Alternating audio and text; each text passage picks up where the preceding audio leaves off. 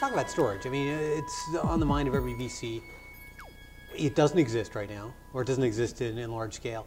Is it because the market hasn't really needed it until now, or is it a major technical challenge? Well, all the above, except it does exist right now, but really just in utility scale. Compressed air? And well, there are a couple of compressed air plants internationally we can talk about, but pumped hydro. We have 1,200 megawatts of pumped hydro at our Helms plant in the mountains above Fresno. That's been online since something like 1985. And it's a very important part of the whole statewide grid and does a lot to keep the grid intact. So utility scale storage has been around, and pumped hydro has a long history and it's worked well. There's two types of storage really. There's thermal storage and electrical storage.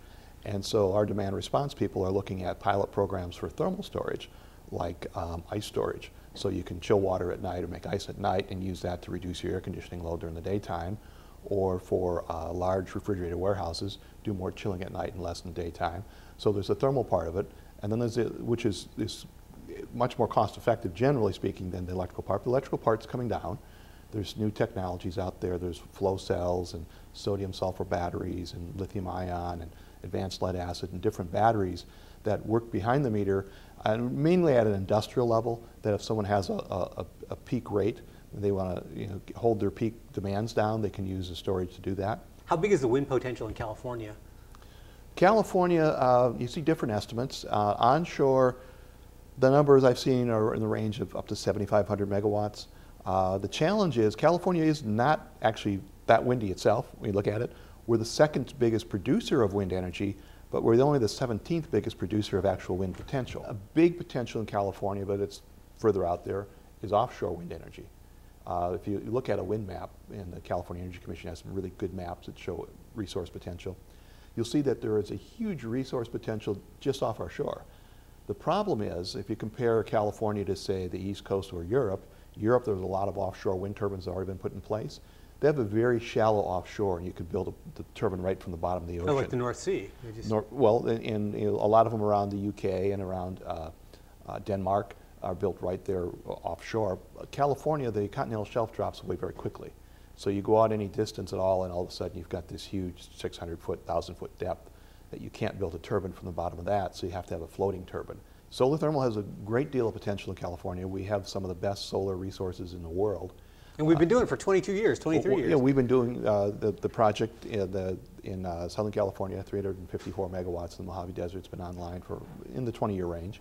And it's operated very reliably that whole time. And it's just finding the right trade-off for being respectful of the environment that you're going to be building in and trying to harvest as much renewable energy as possible. Because the challenge is you are going to be building these plants for the best solar radiation. You're going to want to build them in the desert. The desert is a rather fragile ecosystem, so you have to do that responsibly. And that's the challenge, and everybody's trying to move forward on that. We have a wave project that we're working on off the coast of Humboldt County right now. We'll be filing. Is that with Finnevera, or is that with? No, that's the Finnevera project was never approved. Well, our project's called Wave Connect, and it's actually more of a sort of plug-and-play hub where we'll bring in multiple technologies. Because the resource base is so embryonic that we would really like to understand it better, and it's hard to pick a winner amongst these many technologies out there. So we're going through a screening process now to identify a handful of these technologies that we'd like to test on our Wave Connect when we bring that on. The problem is the choppy seas is where your energy comes from. So if you want to go to where you've got nice calm seas, then you really don't have much potential. That's what And in fact, the California Energy Commission had a study 2003, and they mapped out the entire coastline of California. And it's very interesting. You can look at it coming from the very north all the way down to about Vandenberg Air Force Base, Point Conception. As the state sort of turns the corner there, the potential just all falls away because you're no longer facing the same direction. You have other impediments out there like the Channel Islands and Catalina and other things. So the southern part of the state doesn't have nearly as much potential on a kilowatt per meter of wavefront as the northern part does.